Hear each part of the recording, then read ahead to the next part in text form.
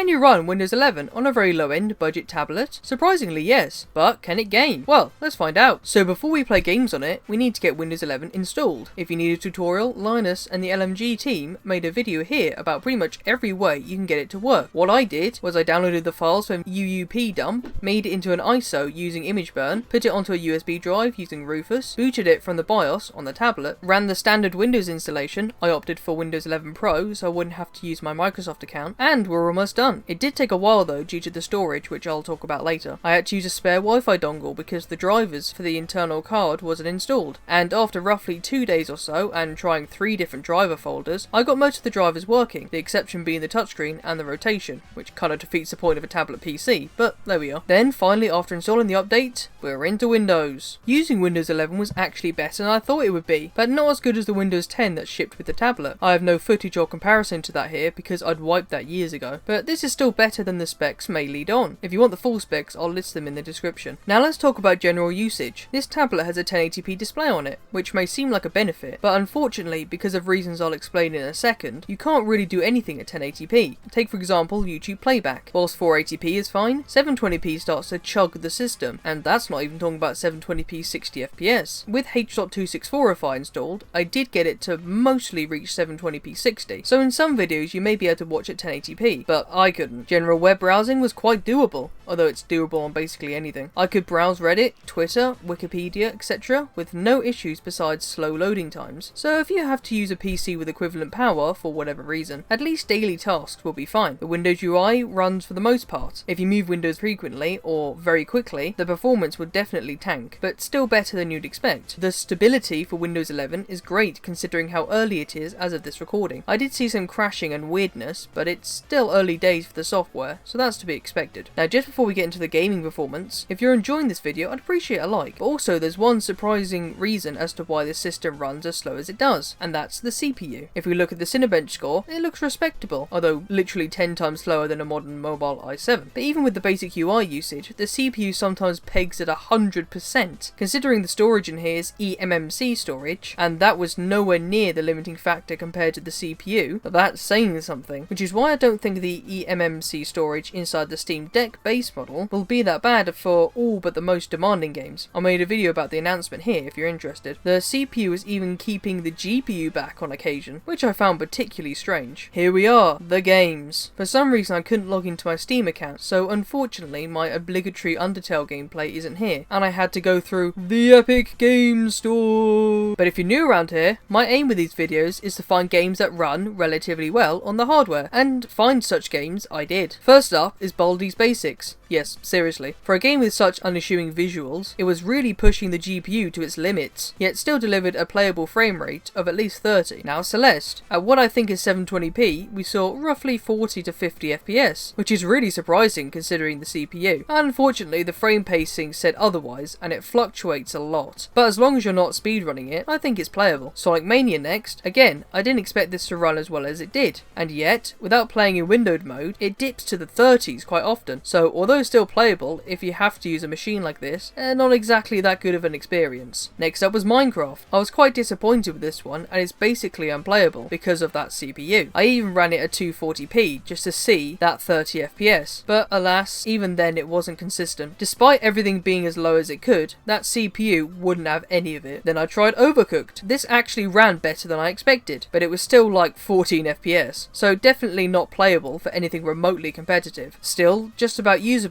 for some easier stages though. Finally I tried Untitled Goose Game. This one was probably the most surprising, as at 720p we're getting about 20 to 30 FPS. Considering it's a 3D game and the type of game it is, that's not bad at all. Definitely playable in my opinion. So that's the video. Overall, please do not buy a tablet with specs this poor. It's a shame as the build quality of the tablet is really good, but the performance is barely usable, even just on the desktop. And I've used a few Linux distros on here as well, so that's not much better. But I am interested in using SteamOS 3.0 on it when it launches later this year, so let me know if that's something you want to see in the comments. If you're stuck with a tablet or PC with similar specs however, at least Windows 11 is doable, and hopefully you've now got some games you can run on your device as well. If you're looking for another video to watch, I've got a video where I try to run Windows and Linux on an old laptop. See ya!